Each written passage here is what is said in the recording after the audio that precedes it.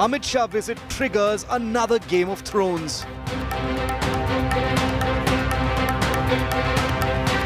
The Congress calls Bommai a puppet chief minister.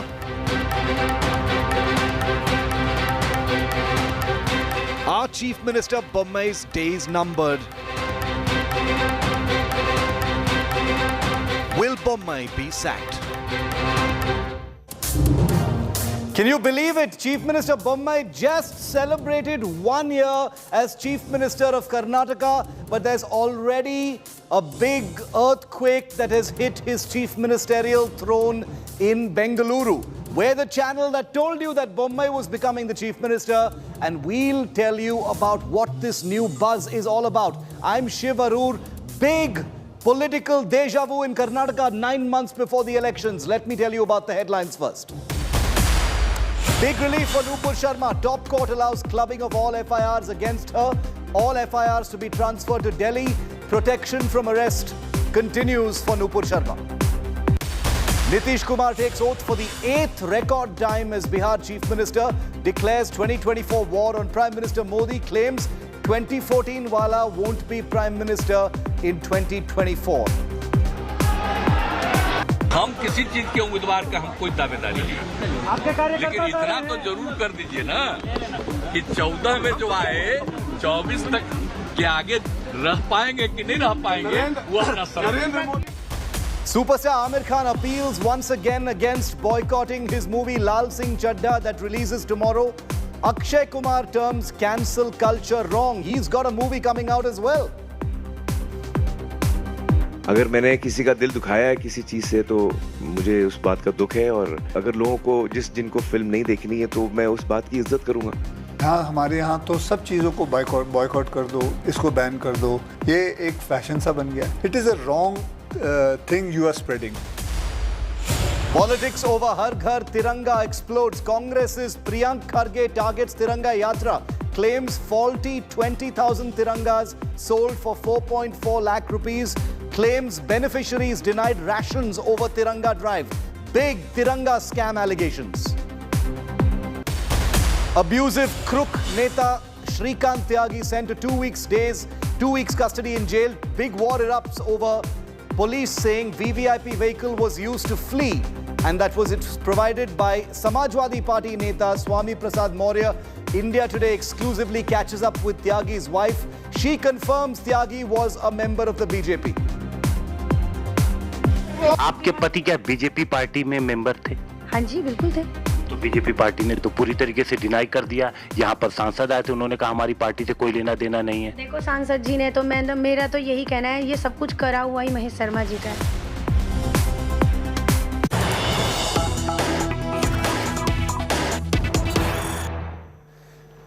It's a news break that's going to set the political agenda as far as the news is concerned. Huge rumors have exploded. There is massive buzz in the corridors of power of Karnataka that the Chief Minister is about to be shunted and changed.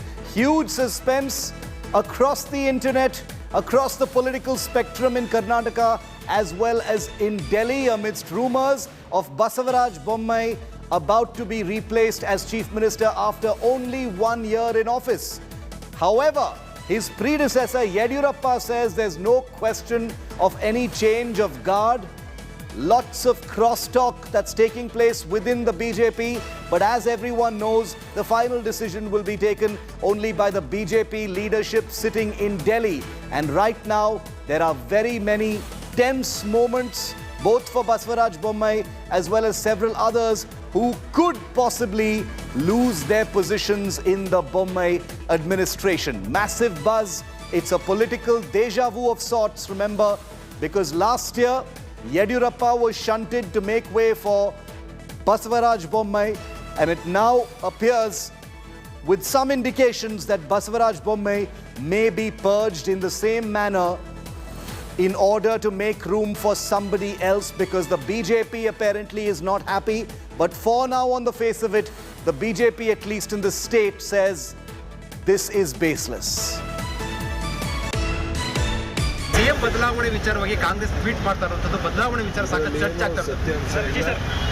ಕೇವಲ 7-8 ತಿಂಗಳಿರುವಂಥ ಈ ಸಂದರ್ಭದಲ್ಲಿ ಬದಲಾವಣೆ ಪ್ರಶ್ನೆ ಬರೋದಿಲ್ಲ. ಅವರು ಮುಖ್ಯಮಂತ್ರಿಗಳಾಗಿ ಬಸವರಾಜ ಬೊಮ್ಮಾಯಿ ಮುಂದುವರಿತಾರೆ. ಅಗತ್ಯವಾಗಿ ಮಾಧ್ಯಮಗಳಲ್ಲಿ ಬರ್ತಾ ಇರುವಂಥದ್ದು, ಟಿವಿಗಳಲ್ಲಿ ಬರ್ತಾ ಇರೋದು ಸರಿಯಲ್ಲ. ಇವತ್ತೇ ಇಲ್ಲಿಗೆ ನಿಲ್ಲಿಸಬೇಕು ಅಂತ ಎಲ್ಲರೂ ವಿನಂತಿ ಮಾಡ್ತಾರೆ. ಯಾರೊಬ್ಬರು ಆ ಬಗ್ಗೆ ಚರ್ಚೆ ಮಾಡ್ತಾ ಇಲ್ಲ, ಅದರ ಅಗತ್ಯನೂ ಇಲ್ಲ.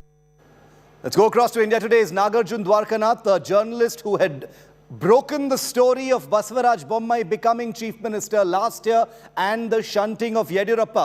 It's a flashback of sorts, Nagarjun. 9 months to go for the elections. Mr. Bommai has just celebrated 1 year as Chief Minister of Karnataka. What are all these rumblings about? That he is about to be changed? What are you hearing? Where are they coming from? Well, Shiv, it looks like it's deja vu in Karnataka again. Just a year back, I remember talking to you about how Yediyurappa has just finished 2 years as CM, and then immediately he was removed. And now at the juncture where Chief Minister Basavaraj Bommai has finished his 1 year as Chief Minister, now there are rumblings within the BJP, and they are the ones who are in fact planting it, or at least leaking it, on coming on record talking about how there will be a change of guard in Karnataka very soon. And the deadline also given is August 15th, and in and around plus or two minus days. And that's what it started with. Tumkuru district president Mr. Suresh Gowda coming on record and saying that he spoke to Shobha Karandlaje that morning, and then he said that BJP has the strength to change the guard in 6 months, 8 months, 10 months closer to the elections. And for him, it's time for Basavaraj Bommai to be replaced as the Chief Minister. But post that, Congress also has picked up saying that we have seen what has happened in Uttarakhand, and they also have their own information from the Delhi that it's likely that Bommai will be replaced as CM. But now series of tall leaders from Karnataka BJP have stood by the CM saying there will be no changes. But what I am picking up from our sources is that there is definitely an atmosphere of disappointment with the High Command, that the state party and the government have not worked as up to their mark. Their behavior in terms of administration has been quite less, and the organization also has been disappointing, is what the opinion of the High Command is. The atmosphere is of disappointment, but will the High Command act is the big question. Only time will tell if there will be a big cabinet reshuffle or change of guard, or at least replacement of the present sitting state president. So there is a sense of atmosphere where things can change, but the moves are yet to begin. Well, time will tell, but there's not much time left. It's 9 months to go for the elections. And like you said, with so little maneuvering space left, expect the High Command of the BJP to be pretty ruthless and not provide any elbow room, because there is an election to be fought for the BJP in just 9 months from now. And they will be trying to make whatever changes necessary, no matter who comes in the way, to ensure that they stay in power. Nagarjun breaking that story first and exclusive as always here on India Today. The big rumblings that could splinter the chair of Basavaraj Bommai, because these are more than just rumors. These are being spoken of by the BJP, they're being spoken of by elected representatives, and of course has been taken over by the opposition as well. A former BJP MLA has also added fuel to this entire fire by saying that a decision on the shunting of Basavaraj Bommai could be taken as early as August the 15th or even before that. Take a look at this super exclusive news break from Karnataka. The Chief Minister suspense bug has bitten the Karnataka BJP. Amidst endless speculation over the Congress's Chief Minister face comes another political twist that no one saw coming, and it has smacked the BJP right in the face. Basavaraj Bommai reportedly could be shown the door as Karnataka Chief Minister with just 9 months to go for elections in the state.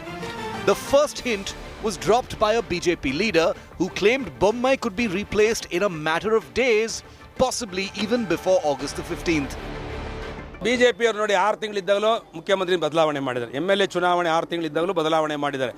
8 ತಿಂಗಳಿದ್ದಾಗಲೂ ಬದಲಾವಣೆ ಮಾಡಿದ್ದಾರೆ. 10 ತಿಂಗಳಿದ್ದಾಗಲೂ ಬದಲಾವಣೆ ಮಾಡಿದ್ದಾರೆ. ಅದು ಕೇಂದ್ರಕ್ಕೆ ಬಿಟ್ಟಂತ ವಿಷಯ. ನೀವು ಕೆಲವು ರಾಜ್ಯಗಳು ಅಲ್ಲ, ಕೇಂದ್ರಕ್ಕೆ ಬಿಟ್ಟಂತ ವಿಷಯ ಅದು. ನಾವು ಹೇಳಿದ ತಕ್ಷಣ ಬದಲಾವಣೆ ಆಗಲ್ಲ. ಅಲ್ಲ, ಆದರೆ ಎಲ್ಲವೂ ಇನ್ನೊಂದು ಆಗಸ್ಟ್ 15 ಎಲ್ಲವೂ ಆಗ್ಬೋದು ಅಂತ ಹೇಳಿ ನಮಗೆ ಅಭಿಪ್ರಾಯ ಇದೆ. The Congress has wasted no time in firing one jibe after another at Chief Minister Bommai, calling him Bombay Bommai, which basically means puppet Chief Minister. I don't know what is going on inside their party.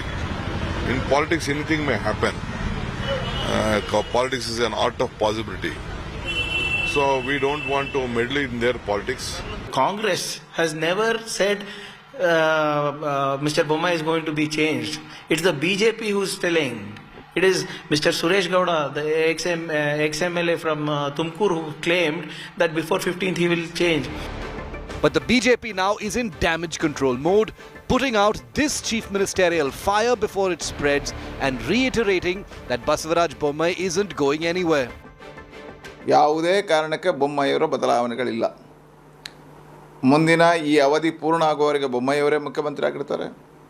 ಮುಂದಿನ ಚುನಾವಣೆಯನ್ನು 2023ರ ಚುನಾವಣೆಯನ್ನು ಯಡಿಯೂರಪ್ಪರ ಮಾರ್ಗದರ್ಶನದಲ್ಲಿ ಬೊಮ್ಮಾಯಿಯವರ ನೇತೃತ್ವದಲ್ಲೇ ನಾವು ಎದುರಿಸ್ತೀವಿ. ತಾಕತ್ತಿದ್ರೆ, ನಿಮ್ಗೆ ನೈತಿಕತೆ ಇದ್ರೆ ನಮ್ಮ ಮುಖ್ಯಮಂತ್ರಿ ಬಸವರಾಜ ಬೊಮ್ಮಾಯಿ ಅಂತ ಹೇಳಿದ್ರು.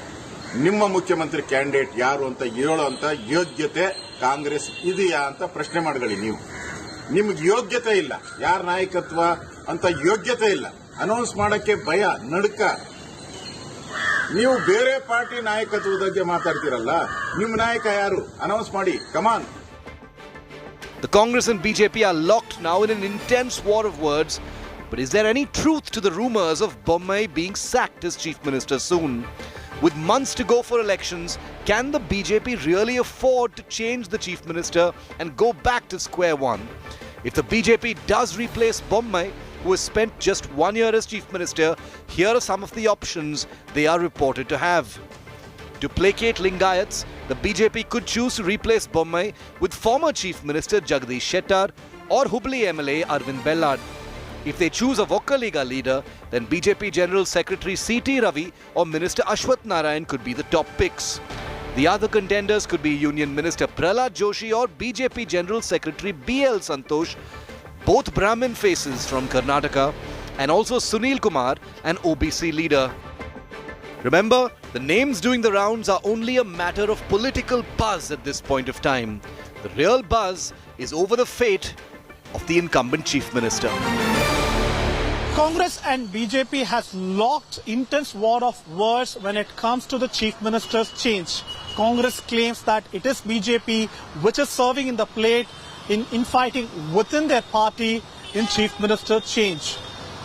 BJP has hit out at Congress stating that first take care of your house much before pelting stones at others. Video journalist Madhu Sagairaj reporting for India Today, Bengaluru. So for a Chief Minister who was installed just 1 year ago, he in fact celebrated his first year as Chief Minister just last week. What has happened with Basavaraj Bommai? Why is Basavaraj Bommai in the proverbial doghouse, as they say? Why is he in trouble? Why is the high command of the BJP unhappy with Basavaraj Bommai? Reason number one, they're unhappy with Bommai's performance. They're just unhappy with what he's been doing for the last 1 year and what he's achieved. Reason number two, he doesn't wield any influence within the BJP and he hasn't built up that influence enough to fight this upcoming election, is what is speculated by those within the party. Reason number three, the BJP has lost a bipole in its Hangal stronghold and that is being pegged on Bommai. Reason number four, the handling of the BJP worker Praveen Nettaru's murder in Dakshin Kannada is being seen as a failure by Bommai personally. Reason number five, he's not recognized as an influential Lingayat face like his predecessor B.S. Yediyurappa was. So these are just some of the 5 speculated reasons for why Basavaraj Bommai could potentially be in trouble and could perhaps lose his job as the Chief Minister, as the buzz is currently suggesting. So what is the fate of Basavaraj Bommai? What's going to actually happen to him? Let's look at some of the contenders based on what happens to Basavaraj Bommai. Jagdish Shettar is a Lingayat leader. He's been a former Chief Minister and could be one of the potential candidates. And I want to make a blanket disclaimer here that this is all political buzz. There are lots of rumors doing the rounds. There is an overarching sense that the BJP will only choose a Lingayat leader. Arvind Bellad from the Hubli, he's the Hubli MLA. He could also, potentially be in the race in some hypothetical scenario. C.T. Ravi, the BJP General Secretary in charge of Karnataka, his name, he's a Vokkaliga, he's also doing the rounds. Ashwath Narayan, former Deputy Chief Minister, now Minister in this government, is also a Vokkaliga leader. His name has also been doing the rounds like it did last time. Prahlad Joshi, Union Minister, Brahmin face, could be doing the rounds. B.L. Santosh, powerful BJP General Secretary, is also doing the rounds. His name is doing the rounds. He's had a say very, very powerfully on who becomes Chief Minister in the past as well. And finally, Sunil Kumar, who is Karnataka Minister, he's from the OBC community, is another name. It's all very, very speculative at this point of time, but there's no smoke without a fire. The rumblings are very real. Akshita, who's been breaking down this story since this morning for us, joins me live. Akshita, what an incredible deja vu. I mean, a year ago, we were all talking about Bommai's entry, Yediyurappa's exit. We were calling it Yexit. It looks we're going to be talking about Begxit soon, if the rumors are to be believed. Very, very true, Shiv. And there is reason for these rumours doing the rounds. It wasn't just triggered by the former BJP MLA Suresh Gowda making that comment saying that before August 15th, we could see some sort of a change by the BJP High Command. It's been doing the rounds for quite some time now. There's been a lot of buzz in the air in Karnataka in the political circles that, look, the BJP High Command isn't happy with Bommai's performance. What do they expect from him in such a circumstance? It's clear that in the last 1 year, when Basuraj Bommai was the Chief Minister, what they expected from him was to deliver as a game-changer CM, essentially, to kind of pull off the kind of influence that Yediyurappa has as a Lingayat leader. He hasn't managed to do that. Then the BJP perhaps expected that within the Karnataka unit itself, within the party unit, Basuraj Bommai would get this whole loyalist feeling. He'd get all of them rallying together. That didn't happen either. Law and order, big question mark over that because of what happened in Dakshina Kannada. All of these factors has led to the High Command actually putting a question mark and asking Basuraj Bommai, why should we let you continue as the Karnataka Chief Minister? Having said that, Shiv, there are a couple of reasons why the BJP will also hesitate to do this. One is because, as you pointed out at the beginning of your show, we're just months away from what is going to be a hugely important, critical election for the BJP. Yes. And with the Congress going all out already with their campaign, we saw what happened last week with Siddaramaia's birthday celebration. The BJP quite simply cannot afford to take chances here with theirs. Very, very true. And the Congress, will be totally justified in smelling blood and going all out against a chief minister who they believe has had his position shaken by all these rumors, leaks, what you may call it. The fact is, Basavaraj Bommai, there are rumblings against his chair as Chief Minister. We'll have to see where he lands. Akshita has got a full debate on this coming up at 7:30 p.m. on To The Point, where she has a big face-off on these very rumors and the fate of Basavaraj Bommai. Don't miss that, 7:30 p.m. with Akshita. Now let me ask the big questions that everyone is asking because of the power of these rumors. The sense of deja vu, which I keep repeating, is because it's happened before. High-profile chief ministers have been purged in favor of someone else. Number one, is the BJP all set to replace Basavaraj Bommai as Karnataka Chief Minister very soon? Who will replace Basavaraj Bommai as Chief Minister?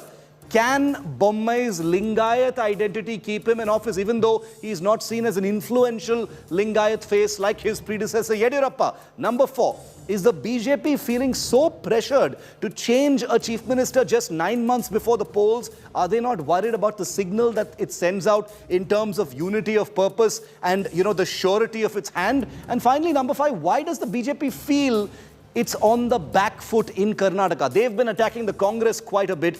Why are they on the back foot as far as the Basavaraj Bommai administration is concerned? I want to get a view from India's #1 political reporter, Rajdeep Sardesai, who's covered elections in Karnataka. He's traveled extensively there. Rajdeep, welcome. What are you making of this latest, so-called Nataka in Karnataka? What's the big political picture looking like right now in the shadow of these fresh rumors and speculation and buzz, Rajdeep, that Basavaraj Bommai could also be walking towards the exit very soon?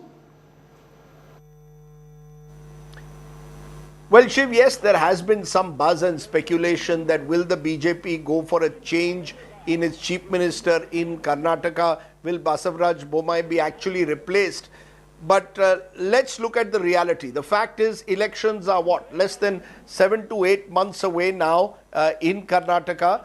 The fact is that Basavaraj Bommai is someone who was chosen in a way after consultation with B.S. Yediyurappa, who remains in a way the patriarch of the BJP in Karnataka, their most powerful leader, and comes from the all-powerful Lingayat community. So even if you were to replace Mr. Bommai, you would have to replace him with someone who was acceptable to Mr. Yediyurappa. Because what the BJP is recognizing increasingly as the elections draw close is that while you can try and isolate and marginalize Yediyurappa, it cannot work in electoral terms. He remains their biggest calling card. So they need to accommodate Mr. Yediyurappa, whose prime demand at the moment is to find a place for his son Vijendra within the power structure ahead of the elections in Karnataka, and then go into the elections with a sense of optimism. Look, the BJP clearly is on the back foot because of a perceived sense of anti-incumbency against its government. The fact that this is one of the few states where the Congress seems to have got its act together a little early. Siddharamaiah and Shiv Kumar now appearing on platforms together. Whether that will be enough for the Congress will depend on how well or how badly the JDS does, which is the third factor in this Karnataka triangle. But as far as the BJP is concerned, yes, last year we saw they did change the Chief Minister of Uttarakhand in election year. We've seen them change Chief Ministers in states like Gujarat, in Tripura, which also goes to the polls next year. Gujarat goes later this year. So the BJP has been willing to take those risks. But do you really very true. have an alternative to Mr. Bommai at this late stage from the Lingayat community, acceptable to Yediyurappa, and someone who can manage all the factions within the BJP? It's a deeply factionalized party in Karnataka. So as of now, the buzz is there, but whether the BJP will actually bite the bullet is extremely uncertain. And I don't think at this stage it would be wise to suggest that Mr. Bommai is on the way out. So let's wait and see how the BJP plays the Karnataka game. It's the one state though, Shiv, one must say, where as of now, interestingly enough, it appears that the momentum is with the Congress. One of the few election-bound states where it appears that the momentum is with the Congress. And that's the... Rajdeep, thank you very much for getting us that, that sobering view. You've put it into perspective for us. Rajdeep saying nobody should jump the gun, which is why we're reporting only the buzz and constantly telling our viewers that this is speculation on the ground. There may not be any fire without, smoke without a fire. But the fact is, one has to wait and see what actions will actually be taken. But also importantly, who are the people holding the strings? What is this cast of characters in the big Game of Thrones in Karnataka? Well, right at the center of this whole saga right now, of course, is the incumbent Chief Minister, Basavaraj Bommai. He's the one who stands to lose the most. B.S. Yediyurappa is the former Karnataka Chief Minister. He has a big say in who comes in next. D.K. Shivakumar is the charismatic state Congress chief who will be picking up this issue in a very big way, because the Congress will smell blood by a chief minister who is seen to be on the back foot, facing the ire of his leadership. This will become a definite issue. Siddharamaiah is the leader of the opposition in the Karnataka Vidhan Sabha. He will also, take this up and it will allow the Congress the opportunity to deflect attention away from the factional feud between DK and Siddharamaiah within the Congress party as well. So all of these people are going to be part of this Game of Thrones, this saga that plays out at this point of time. Where they land, it's going to be very interesting to see. Staying with Karnataka now, but shifting focus to another aspect of what's going on from the state. Radical Islamist outfit, the Popular Front of India student wing, the Campus Front of India, has triggered a new controversy today. This time the flashpoint is an RSS-organized Bharat Mata Puja at Mangalore University campus. The CFI has written to the local administration asking them not to give permission for this Bharat Mata Puja with a saffron flag. The group claims that the flag represents Hindutva and that the same culture cannot enter a university campus. The Mangalore University has clarified that it wasn't a college event, but students have celebrated that same festival for years together. The university says it hasn't raised any objections to the event. The invitation for the event has a photo of Bharat Mata holding a saffron flag. Few months back, in the same college, was detained for Muslim girls as showing the religion base. They're using for the religion base inside the college. But in the same college, they're conducting on the religion based program. They're using the RSS Bhagavad Dwaja. They're using for the Bhagavad Dwaja for the programs. We are not against for any Indian flags programs. So we are trying to go for the DC and giving the memorandum for this program.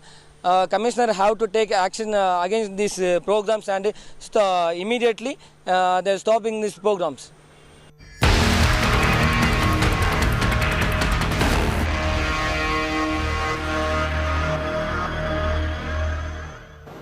And Karnataka is also the battlefield of the next chapter in the war over the Tiranga. Politics has erupted over Prime Minister Modi's Har Ghar Tiranga campaign. Rahul Gandhi has put out a video showing several people being denied rations for buying national flags across different parts of India. He says the BJP's Tiranga campaign is an insult to the national flag and an attack on the self-esteem of the poor. Karnataka Congress MLA Priyank Kharge has alleged that taluka administrations are being forced to buy national flags in bulk. He also claims that district administrations are selling 20,000 Tirangas for 4.4 lakh rupees and emotionally blackmailing MLAs to buy them in bulk. Kharge says two Gujarat-based flag makers have a monopoly on all these flags being sold and they are making a huge profit. He has slammed the BJP for charging for national flags when they made Kashmir Files and other such movies tax-free.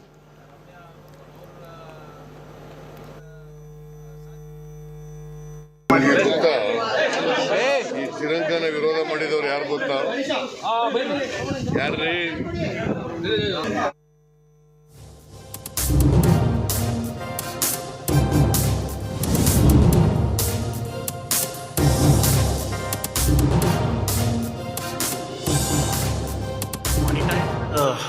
National flag. Also, I believe that the Taluk administration also has been suggested that they also need to buy the flag and sell it, whereas the panchayat officers need to buy the flags and give it for free. But my question is, for whose benefit are they trying to monetize the national flag? For Kashmir Files, our state government made it tax free, but for the national flag they're going to charge poor people.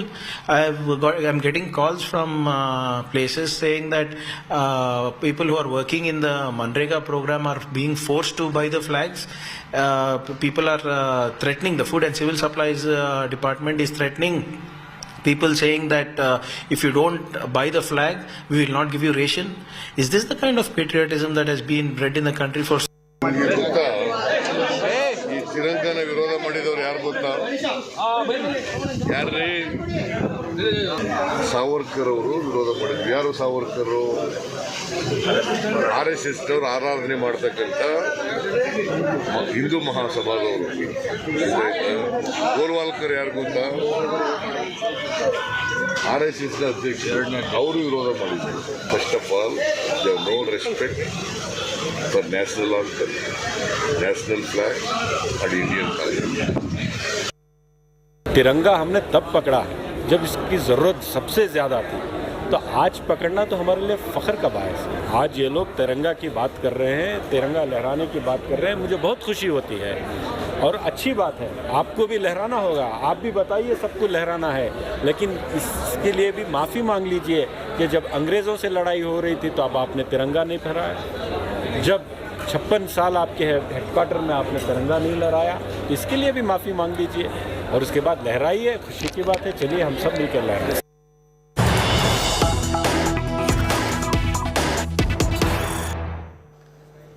And Prime Minister Modi has just taken the entire war over freebie politics to the next level. In what looks like a big counter-attack on the Aam Aadmi Party, Prime Minister Modi has just said anyone can come and announce free petrol and diesel if their politics is self-centered, but such steps will take away the rights from our children and prevent the country from becoming self-reliant. It's a targeted shot directed at the Congress Party and the Aam Aadmi Party. Let's take a listen to what the Prime Minister has just said. The latest big attack on freebie politics. 5 अगस्त को देखा है कि कैसे काले जादू को फैलाने का भरपूर प्रयास किया गया। ये लोग सोचते हैं कि काले कपड़े पहनकर उनकी निराशा हताशा का काल समाप्त हो जाएगा, लेकिन उन्हें पता नहीं है कि वो कितनी ही झाड़ फूंक कर ले, कितना ही काला जादू कर ले, अंधविश्वास कर ले, जनता का विश्वास अब उन पर दोबारा कभी नहीं बन पाएगा। And you can expect a big response from the Congress Party very, very soon, given that's directly pointed at them. Very quick break here on 5 Live. On the other side, I'm taking you straight to the waters around the island of Taiwan, where China has completed its military tasks and is now planning regular patrols, which are set to make things even more precarious for Taiwan.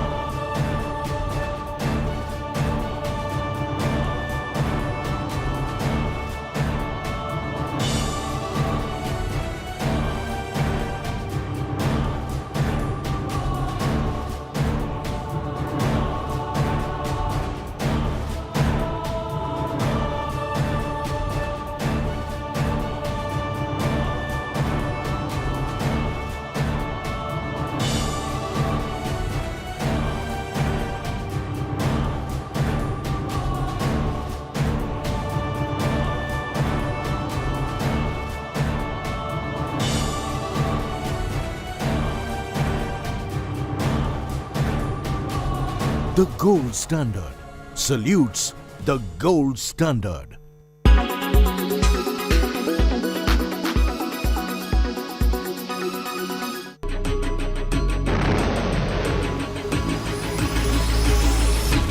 China-Taiwan relationship has always been cold. This is not the first time that China has attacked Taiwan Strait. It has happened in the past as well. The Republic of China established its government in Taiwan. It was recognized by the United States as the legitimate government for the whole of China. America did not jump into this war until China extended its support to North Korea in the 1950 Korean War. America was supporting South Korea. It sent its 7th Fleet into the Taiwan Strait. Since then, Taiwan has been under American protection. China wanted to check America's commitment to protect Taiwan. In 1958, the People's Republic of China again tried to capture Taiwan in the name of liberating it from the Chinese Nationalist Party. America had already passed the Formosa Resolution in 1955, giving it the authority to defend Taiwan.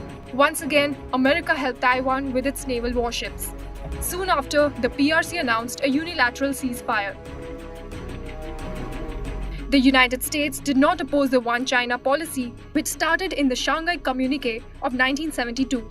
It acknowledged that Chinese on either side of the Taiwan Strait maintain there is one China and that Taiwan is part of China. This stopped the United States from getting a visa in Taiwan. A series of missile tests were conducted by the PRC near Taiwan. The 1995-96 Taiwan Strait crisis escalated after this. America responded to the PRC by bringing additional battleships and 2 aircraft carriers.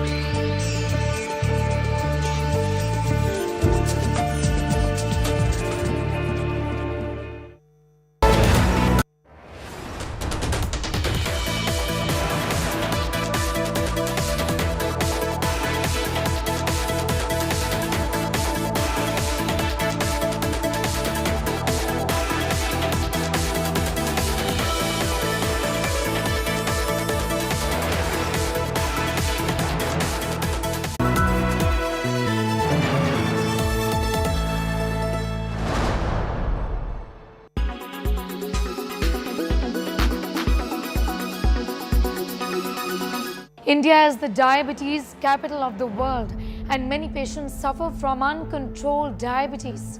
Well, this is a known fact.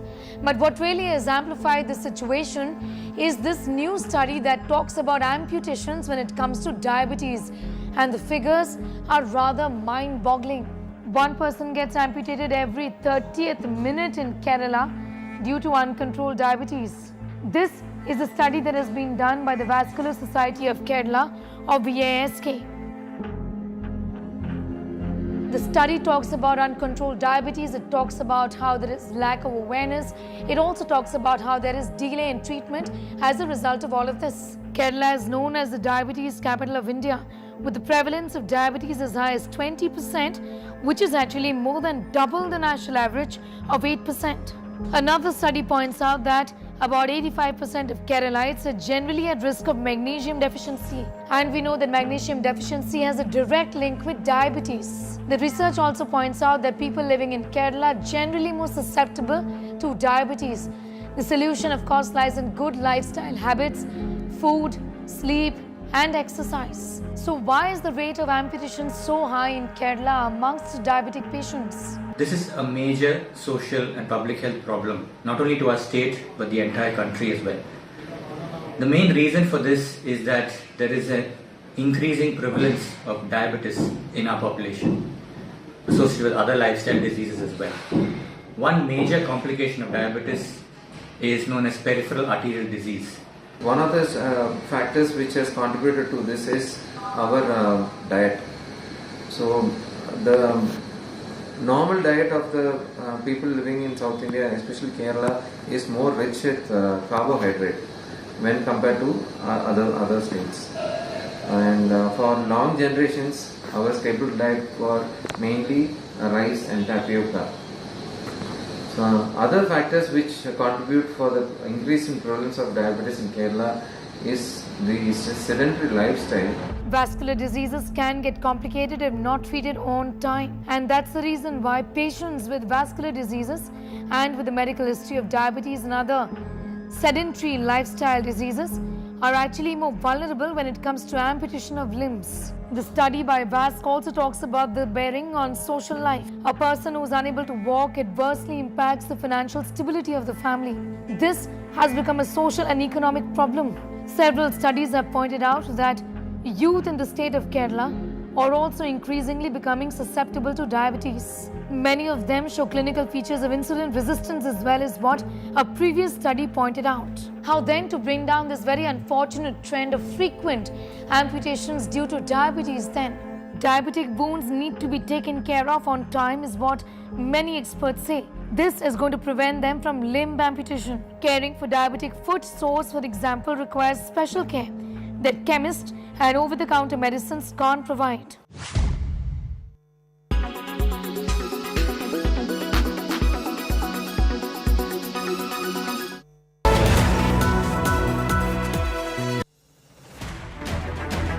I don't read the news.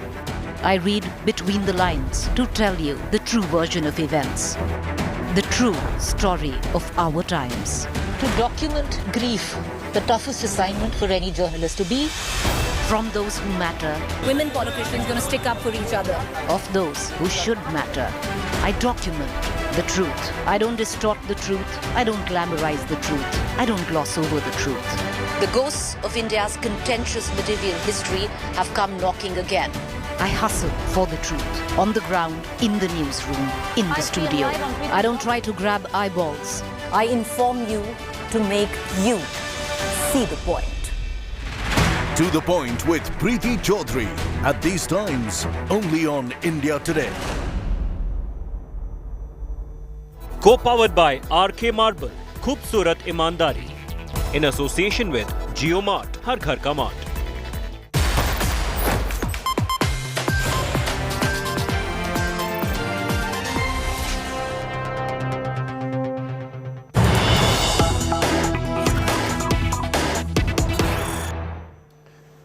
And we've got news just breaking here in the national capital. The president has just issued notice of appointment of Justice Uday Umesh Lalit, UU Lalit, as the next Chief Justice of India.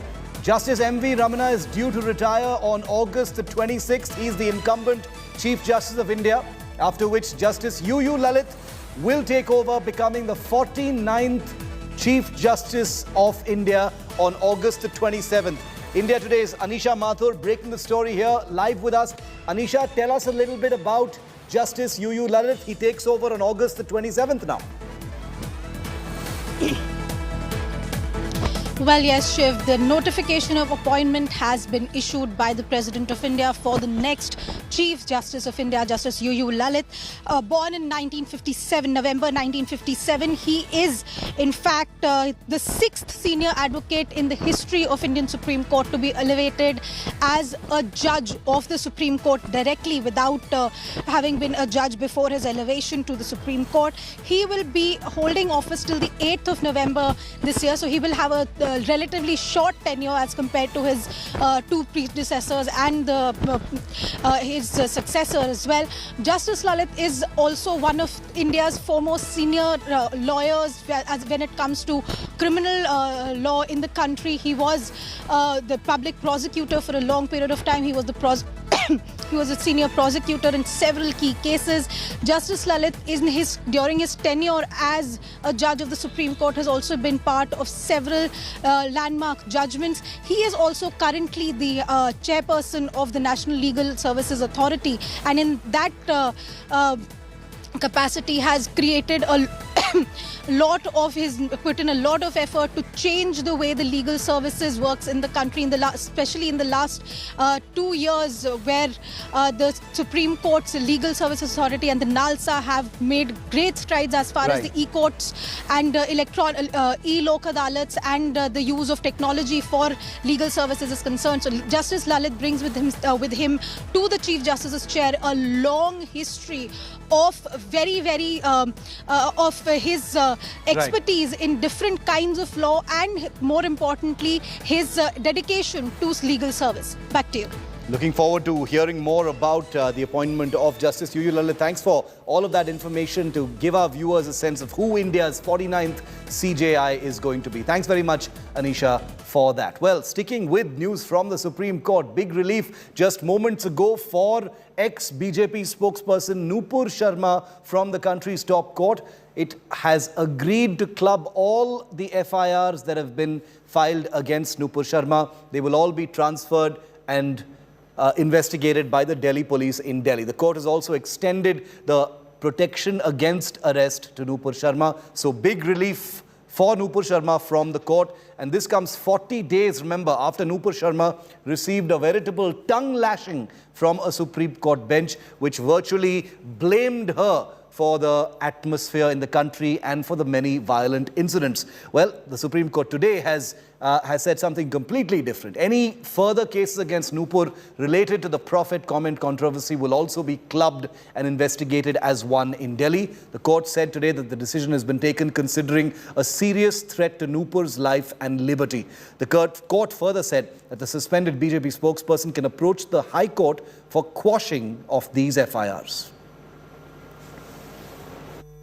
How much effect does the Zubair judgment have on today's order? No, I am only concerned with the order which has been passed by the court today.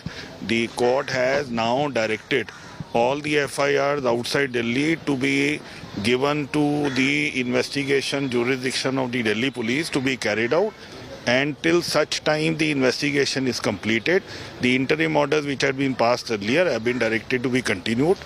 Further FIRs or complaints which may get filed, they will also be treated in the same manner.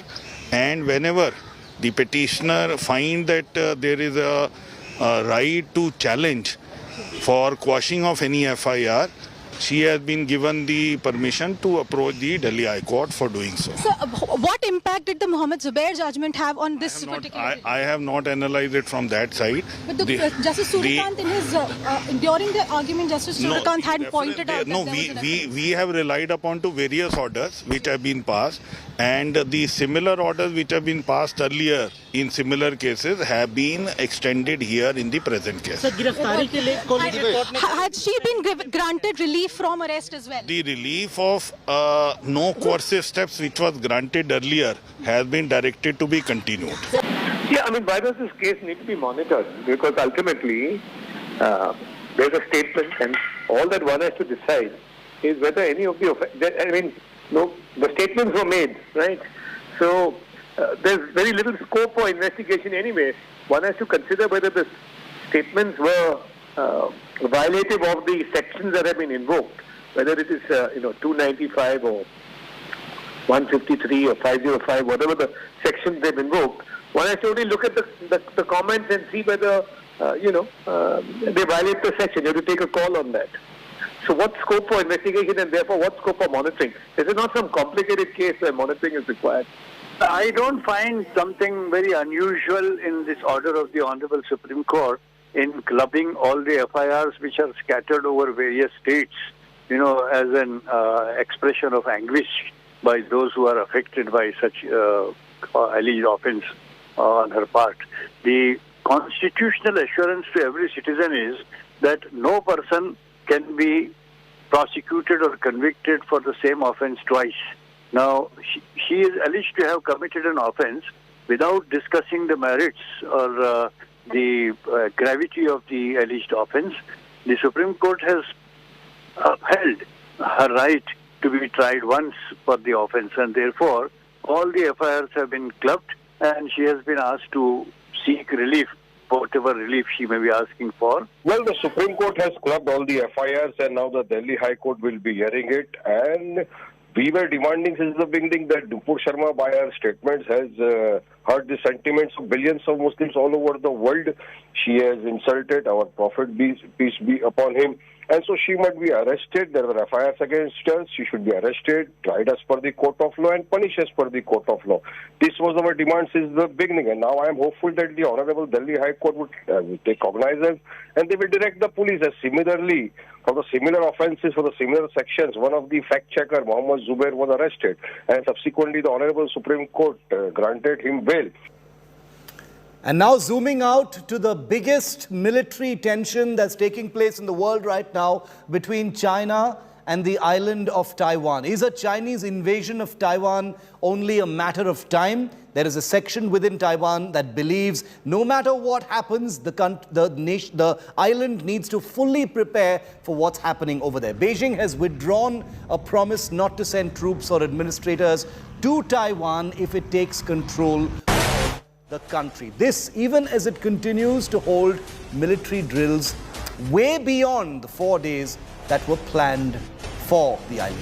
Well, in the latest, a U-20 aerial tanker of the Chinese Air Force was seen carrying out aerial refueling operations during a joint blockade mission around Taiwan. Once again, an effort to intimidate and beat the war drums. About 20 Chinese Navy and Taiwan Navy ships continue to stay close to the median line of the Taiwan Strait as of this morning. Chinese drills are now focused on blockades and resupply logistics to refine containment and control capabilities, basically to squeeze Taiwan and isolate it even further. Well, as China breathes fire, Taiwan too, as you can see in these pictures, is continuing its own routine military exercises with aircraft taking off and landing in the southern Pingtung County. A helicopter and an unmanned aerial vehicle were also involved in the drills conducted at the Pingtung airport. So both sides flexing muscle. China saying that it has completed its tasks around Taiwan and that it will organize regular patrols to isolate Taiwan even further. And coming up next, abusive criminal Neta Shrikant Tyagi has been sent to 14 days police custody. Big war erupts after police say that this man used a VVIP vehicle with stickers supplied by Samajwadi Party leader Swami Prasad Maurya. What's the truth? We'll find out from our reporters.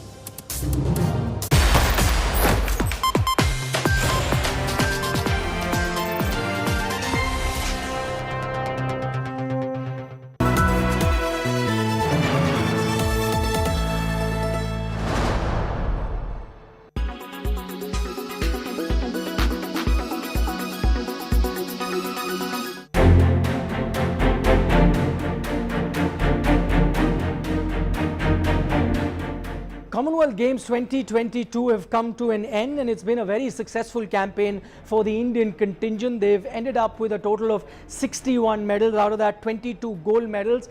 And if I was to compare the best performance ever in the Commonwealth Games, obviously came the time that India were hosting. That was in 2010, and that tends to happen in sport. The hosts tend to do better than expected whenever they've got the rights to host a particular game. So India got 101 medals at that time.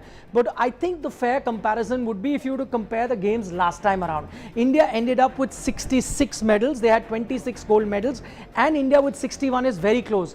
But that's very significant. And I say that why this game has been better than the last edition, even though the total number of medals and gold medal is less, because you must remember, and this is something that we had told you earlier as well in the video that we did ahead of the games, that shooting, one of the disciplines that gets India a lot of medal, was missing. If my memory serves me right, 16 medals India got out of shooting last time around. Now imagine if you had to reduce those 16 medals, India would have fallen well short of that 66 medal mark, but India are very close with 61. This tells you the giant steps that the Indian sporting contingent has taken. But what are the standout performance? And I'd like to focus on that. Maximum medal, 20% have come out of wrestling. No surprise there, and not taking anything away from the wrestlers. The competition at Commonwealth is not really the top class or the gold standard at the Commonwealth level. Asian Games is another thing. Then comes weightlifting. Again, traditionally India has been very good at the Commonwealth level. Asian Games, Olympics is a different story, though we are now seeing things changing with Mirabai Chanu getting that medal at the Olympic Games.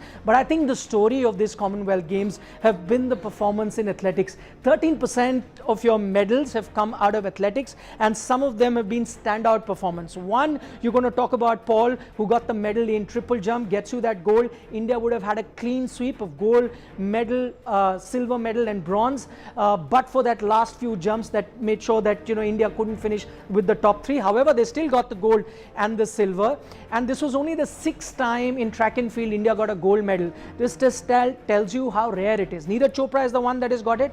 It was a chain of event that was started by the legendary Milkha Singh. He got the first individual track and field gold medal. After that, this is only the 6th. So tells you it's a rare occurrence. That happened, and I think Avinash Sable's silver medal is very, very special. Why is it special?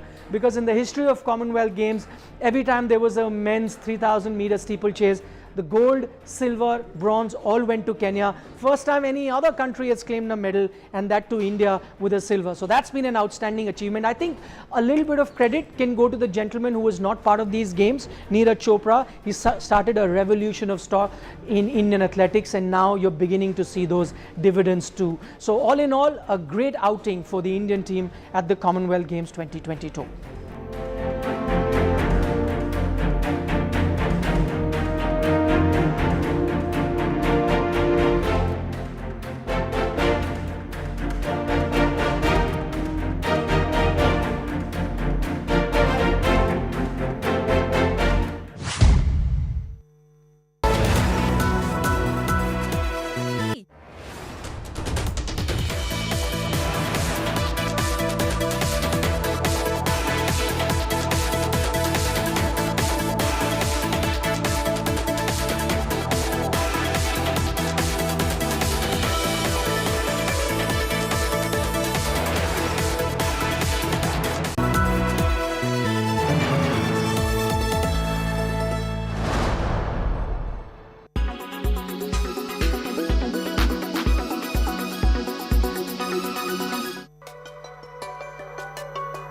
Our world is filled with many scenic, interesting, weird and some creepy places, and we'll tell you about 5 weird islands of the world. This island is in Mexico. The island is surrounded with many dolls across it, and the story begins 50 years ago when only one man used to live there. One